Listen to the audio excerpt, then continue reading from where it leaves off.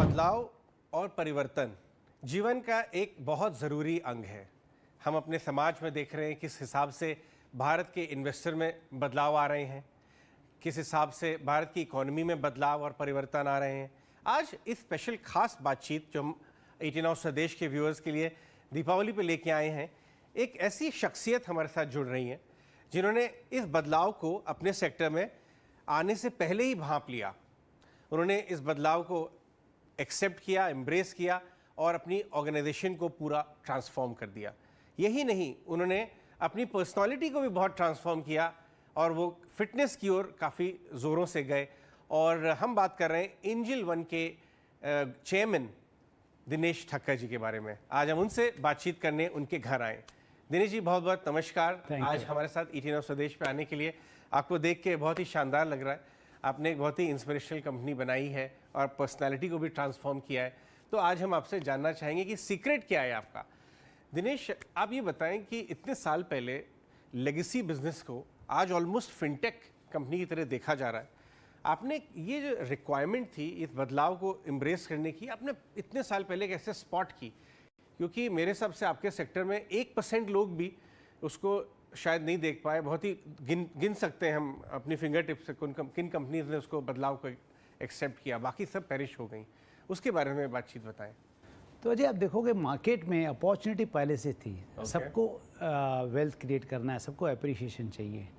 But जो point missing था कि इस अवेयरनेस को कैसे मासेस तक पहुंचाए। तो जब से मैंने ये मार्केट में अपने ये फर्स्ट स्टेप लिए, एक स्मॉल ऑर्गेनाइजेशन खोला, मैं बिल्कुल क्लियर था कि ये मार्केट में जो एक्सेस देना है इन लोगों को, वो कैसे देना है। अब ये बेस्ट वे होगा कि यूजिंग टेक्नोलॉजी यूज़ करो ताकि आप मैक्सिमम लोगों की तरफ पहुंच सको। तो फिजिकल मार्केट में क्या होगा कि आप लिमिटेड लोगों तक पहुंच पाओगे और कॉस्ट बहुत हैवी हो जाता है। तो 92 से हमने टेक्नोलॉजी का यूज़ किया। फर्स्ट कंप्यूटर हमने ब्रोकिंग में इंट्रोड्यूस किया और उसके बाद में जब इंटरनेट वगैरह आया तो टर्मिनल्स दिए क्लाइंट लोगों को। तो ये इम्पॉर्टेंट ये है कि ह्यूमन को वेल्थ बनाना है और इक्विटी सबसे बेस्ट एसेट क्लास है। तो अब ये टेक्नोलॉजी को यूज़ करके कैसे इसकी कॉस्ट कम करें ताकि रीच इसकी कैसे बढ़ाएं ताकि मैक्सिमम लोगों को बेनिफिट हो। तो आई वुड से मंत्र यही है कि ह्यूमन साइकी समझो कि सबको वेल्थ बनाना है। इक्विटी बेस्ट एसेट क्लास है, इसमें सिर्फ डिसिप्लिन चाहिए। ET Now के जो व्यूअर्स हैं दिनेश जी, वो आपके टारगेट ऑडियंस जैसे हैं। टियर 2 टियर 3 में ज़्यादा हैं। छोटे शहरों में एक जन सैलाब सा उभर रहा है, इक्विटी की तरफ क्यूरोसिटी है, जागरूकता बढ़ रही है और इन्वेस्ट करना चाहते हैं। आपने तो देश बदलते हुए देखा है, आपको कैसा बदलाव नज़र आ रहा है यहाँ से जिस डायरेक्शन में देश हमारा जा रहा है? आपके एक्सपीरियंस से और अनुभव से कहाँ दिखता है आपको? तो आपको इंडिया को देखना पड़ेगा कि काफ़ी यंग कंट्री है, काफ़ी यंग कंट्री है, एजुकेटेड पीपल है और अब डिजिटाइजेशन के बाद में उनका एक्सेस टू ऑल इंफॉर्मेशन काफ़ी बढ़ चुका है। तो यही सारा यूथ इस इकोनॉमी को ग्रोथ ट्रेजेक्टरी पे लेके गया। आप देखोगे ये 2 साल से और पर्टिकुलरली 6 महीने से आप देखोगे ग्लोबल इकोनॉमी सफ़र कर रही है कि वहाँ पे जो एजिंग पॉपुलेशन है और यहाँ के इंडिया आप देखोगे ख़राब पीरियड में भी हमने 60%, 7.5% का इकोनॉमी ग्रोथ दिया, रियल ग्रोथ। और आप देखोगे इंटरेस्ट रेट, इन्फ्लेशन आज भी अपने कंट्रोल में कंपेयर टू ग्लोबल इकोनॉमी। आप देखोगे they are struggling. Reason Covid में भी हमारे यूथ ने काफ़ी काम किया। They did not depend on government stimulus package and all that. तो जब ये कोविड के बाद में जो ग्लोबल पूरा इकोनॉमी US की, यूरोप की सफ़र कर रही है और चाइना की सफ़र कर रही है because they want to have zero Covid policy, हम लोगों ने काफ़ी हद तक इस चीज़ को मास्टर कर दिया कि ये सब होने के बावजूद भी हम ग्रोथ लेके आएंगे। करेक्ट। फास्ट फॉरवर्ड देखोगे ये यंग पॉपुलेशन इंडिया नेक्स्ट 15-20 साल तक और यंग ही रहेगा। तो इनका जो कंट्रीब्यूशन रहेगा वो इकोनॉमी में ग्रोथ में काफ़ी रहेगा।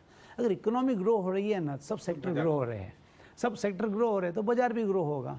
अब देखिए SIP का 13,000 करोड़ का नंबर हर मंथ आ रहा है और आपके ऐप में भी और हमें भी जो डेटा दिख रहा है, इन्वेस्टर्स छोटे शहरों में इस कदर मार्केट में आ रहे हैं कि FIs की 50,000 करोड़ की सेलिंग को एब्जॉर्ब कर लिया। आपको ये रिटेल इन्वेस्टर का जो जाग उठा है अब, वो ये स्ट्रेंथ, ये फिनोमेना कंटिन्यू होता हुआ नज़र आता है? ये काफ़ी इंपॉर्टेंट डेटा पॉइंट है। 2008 में जब ग्लोबल फाइनेंशियल क्राइसिस आए थे तो फैज़ ने कुछ 50,000 करोड़ का माल बेचा था, उसमें मार्केट 50% गिर गया था, 50%। अब की बार उन्होंने 50,000 बेचा, बड़ा जैसे आपने कहा कि रिटेल हर महीने 11-12 हज़ार करोड़ का इन्वेस्टमेंट कर रहा है थ्रू SIP। अब ये हो गया 1 लाख करोड़ के ज़्यादा। तो जो लिक्विडिटी के हिसाब से बाजार अपना घटता था, अब वो घटना बिल्कुल है ही नहीं। और अब फंडामेंटली देखोगे, आज इंडिया की ग्रोथ स्टोरी बहुत अच्छी है। तो ये सब फैक्टर कंबाइन करोगे तो ये क्लियर कट लगता है कि अभी लिक्विडिटी और फंडामेंटल दोनों मिला के मार्केट के लिए नेक्स्ट 10 to 15 ईयर्स बहुत अच्छे हैं। तो एक बात ये उठ के आती है कि ऑप्टिमिस्ट बोलते हैं कि अभी तो 10 करोड़ डीमैट अकाउंट हुए हैं साहब, अभी तो बहुत बाकी हैं। पेसिमिस्ट बोलते हैं 10 करोड़ आ गए, अभी गुंजाइश और है क्या स्कोप आगे आने का। आपके पास तो सारा डेटा आता है, ट्रेंड्स आते हैं, आपको ये ग्रोथ अभी जारी रहती है नज़र आती है? चलो हम इसको ऑब्जेक्टिवली एनालिस करते हैं कि 10 करोड़ अकाउंट ज़्यादा है कि कम है। आप देखोगे कि total pan account total 36% of population है, सो करीबन 50 करोड़ अकाउंट हुए। पैन किसके है? जिनके पास कोई ना कोई सेविंग है, कोई ना कोई इनकम का जरिया है, जिसका इनकम का जरिया उनको सेविंग भी करनी है। आज सेविंग करनी है, मुझे पता है कौन से ऐसे एसेट क्लास है जिनमें उनको 14 से 15% का रिटर्न आएगा। आप FD लो 4 से 5%, रियल स्टेट बड़ी इन्वेस्टमेंट लगती है। तो हर हिसाब से आप देखोगे तो ये सारा पैसा जो पैन अकाउंट वाले हैं उनका यहाँ इस मार्केट में आना चाहिए। तो आज अगर 10 करोड़ अकाउंट है तो काफ़ी कम है, बाकी सारे लोग कहाँ पे सेविंग कर रहे हैं? सही बात है। मुझे तो कोई एसेट क्लास पता नहीं है जहाँ पे लोगों को इतनी अच्छी कंपाउंडिंग मिल सकती है, या तो वो लोग अवेयर नहीं है एसेट क्लास का, उनको लगता है कि मार्केट बहुत वोलेटाइल है, रिस्की है। मैं कहूँगा या मार्केट वोलेटाइल है, रिस्की नहीं है। अगर आप सही डिसिप्लिन अडॉप्ट करो, पोर्टफोलियो में इन्वेस्टमेंट करो, एक स्टॉक में इन्वेस्ट मत करो, रेगुलरली SIP में इन्वेस्टमेंट करो, तो आपका ये objective of creating good wealth from this market हो सकता है। फिर कोई कहता है हमको पोर्टफोलियो क्रिएट करना इतना बड़ा पैसा नहीं है, तो मैं कहूँगा निफ्टी भी ले लो, 30 स्टॉक 100 रुपये में मिल जाते, 100 से भी कम। हर महीने इन्वेस्टमेंट करो तो आपको एवरेज प्राइस आता है। ये तो मंत्र है हर सक्सेसफुल फंड मैनेजर का, आप भी कर सकते हो। दिनेश, एक सवाल मैं आपके एंजल वन के शेयर होल्डर्स के बिहाफ पे पूछना चाहूँगा।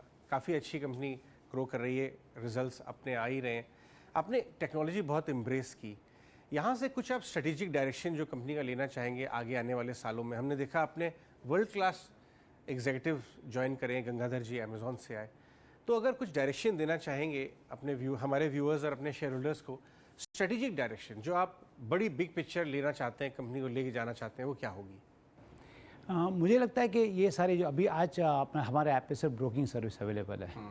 मुझे लगता है कि ये यूथ बहुत कुछ मांग रहा है कि उनको म्यूचुअल फंड में इन्वेस्टमेंट करना है, उनको इंश्योरेंस लेना है। इंश्योरेंस की सब रॉन्ग सेलिंग हुई है।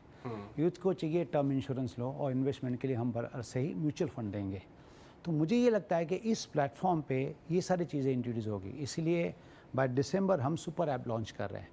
सुपर ऐप का मतलब सिर्फ ब्रोकिंग सर्विस नहीं है। हम क्या करेंगे कि बाकी जो यहाँ पर वेंडर्स है, मैन्युफैक्चरर्स है, म्यूचुअल फंड हो या इंश्योरेंस हो या लैंडिंग प्रोडक्ट हो, उनके हिसाब से, प्रोफाइल के हिसाब से, क्लाइंट के प्रोफाइल के हिसाब से हम मैच करेंगे कि कौन सा प्रोडक्ट उनके लिए सही है। तो ये जो एक मैं कहता हूँ रेवोल्यूशन आने वाला है, काफ़ी बड़ा रेवोल्यूशन आने वाला है कि सब चीज़ें एक ही प्लेटफॉर्म पे मिलेगी। आज तक बहुत लोगों ने अटेम्प्ट किया है, बट मुझे लगता है सही यूज़र को क्या चाहिए वो सोच के किसी ने ऐप नहीं बनाया। ये ऐप बनाने में क्या एक जल्दबाजी बहुत होती है कि हमें लॉन्च करना है, सही हो कि नहीं हो, हाफ बेक्ड ऐप भी लॉन्च किए जाते हैं, तो यूज़र को लगता है कि एक्सपीरियंस तो बहुत अच्छा नहीं है। तो हमारी कोशिश ये है कि स्टेप बाय स्टेप एक एक चीज़ इंट्रोड्यूस करो, देखो सचमुच यूज़र यूज़ कर पाएगा। हम जब यूज़र कहते हैं ना, हमको समझना है रूरल यूज़र, जिनको शहरी यूज़र नहीं है। शहरी यूज़र नहीं है, तो उनको क्या चाहिए कि सिंपल तरीके से आप कैसे समझा पाओगे कौन से प्रोडक्ट आपको चाहिए और कौन से प्रोडक्ट मैच कर सकते हैं। देखो उन लोग मनी लैंडिंग लेते हैं, मनी लैंडर से लेते हैं, जब उनकी कुछ क्रेडिट हिस्ट्री है अभी आप देखोगे, सैलरी है उनके पास, बैंक अकाउंट है, तो उसके हिसाब से हम ऑल्गो बना सकते हैं कि आपके आजू बाजू जो बैंक्स है या तो फिर NBFC है, आपको सस्ते में पैसा दे सकते हैं। तो ये सब ऑल्गो ज़रूरी है। तो जो फ्यूचर में हम सोच रहे हैं कि ऐप को कैसे इंटेलिजेंट बनाएं।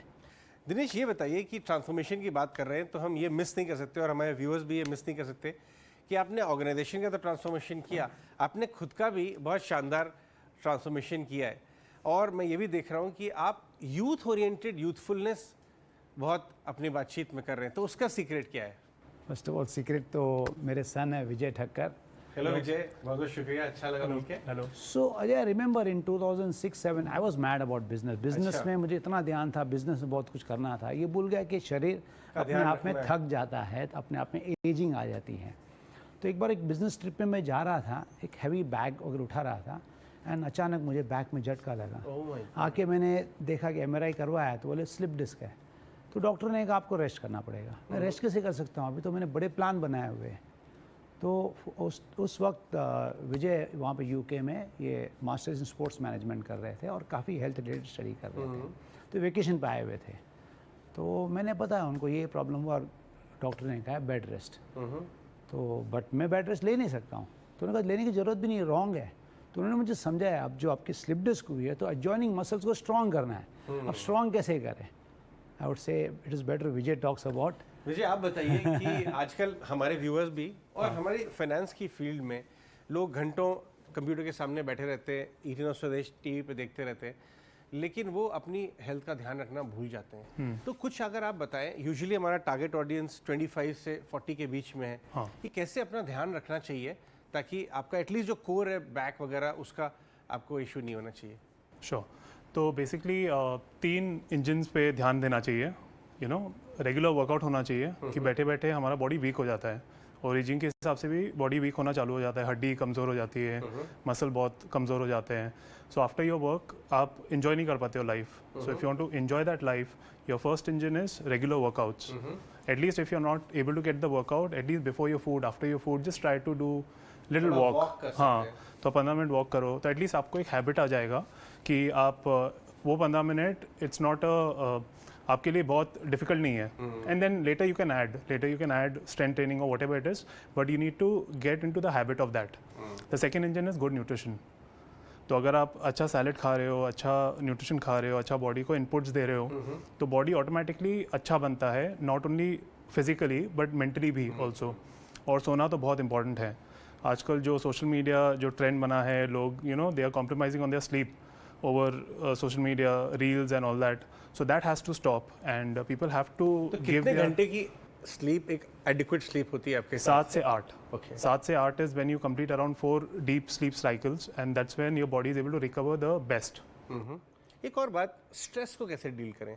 हमारी फील्ड, फाइनेंस की फील्ड में लोगों को बहुत स्ट्रेस होता है, लोग काफ़ी स्ट्रेस लेते हैं, उसको कैसे फाइट किया जाए?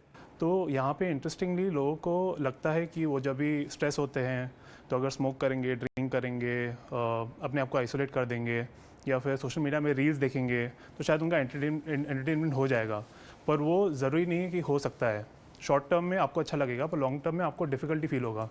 तो जब भी आप ऐसे स्ट्रेस फील करते हो, always remember that life is beyond your work is beyond your life. So if work stress आया so focus on family life, probably get some happiness from there and then go back to your work so that you know that support system is there.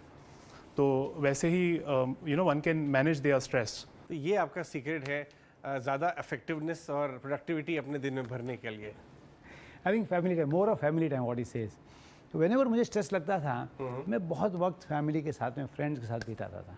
उन्होंने कहा बराबर है. उस time पे लगता है कि म्यूज़िक सुनो या तो फिर अपना ये और कुछ एक्टिविटी करो, उससे स्ट्रेस कम होगा. उस समय ये चाहिए कि कोई हमारे साथ में है. ग्रेट.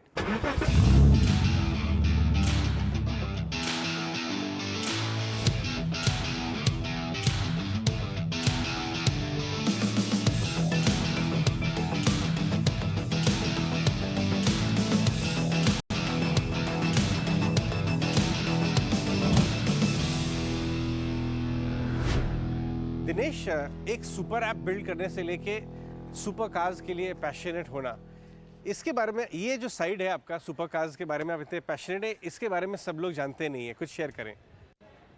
अजय, मैंने बिजनेस जब स्टार्ट किया उसी वक्त मुझे रियलाइज़ हुआ कि मुझे कारों का बड़ा शौक है. ओके. और जब कैपिटल हम अर्न करते हैं, बिजनेस के लिए कार लेते हैं और चलाते हैं तो पता चलता है कि मुझे ड्राइविंग बहुत पसंद है. और 2015 में मैं जस्ट एक शोरूम के सामने से वॉक कर रहा था और मुझे कार पसंद आई, ले ली. मैं ले तो ली, उसमें मैंने रियलाइज़ किया कि या तो मैं बिज़नेस को बिल्ड करूं या तो अपने पैशन को फॉलो करूं. बैलेंस करना डिफ़िकल्ट था. तो I was able to like ये जो शौक़ था उसको दबा के रखा था मैंने. और 2015 के बाद जब मैंने CEO अपॉइंट किया, अब उसकी बेबी है, उसको ये बिजनेस ग्रो करना है। तब से लेके ये सब कार मैंने जमा करना शुरू की। आपके बहुत सारे फॉलोअर्स शेयर मार्केट में हैं और बहुत सारे यूथ, क्योंकि आप डायरेक्टली यूथ के साथ कनेक्ट करते हैं जो इस समय आपको देख रहे हैं, जो अपने पैशन को फॉलो करना चाहते हैं और बिजनेस बिल्ड करना चाहते हैं। I am talking to Dinesh Thakkar, the entrepreneur and founder of a company. आप उन्हें क्या मैसेज देना चाहेंगे ईटी नाउ स्वदेश के व्यूअर्स में? अगर ये सब कुछ पाना है, बहुत सारा मेहनत करनी पड़ेगी, क्या ऐसे कुछ सीक्रेट्स जो आप शेयर करना चाहेंगे व्यूअर्स के लिए और स्पेशली युवाओं के लिए? मैं यूथ के लिए एक बात कहूँगा कि ये इंडिया जो बन रही है ना, ये यूथ के हिसाब से बन रही है। यूथ के सब जो प्रॉब्लम है, उनके सॉल्यूशंस है, बिल्कुल डिफरेंट है। तो बहुत बड़ी अपॉर्चुनिटी है।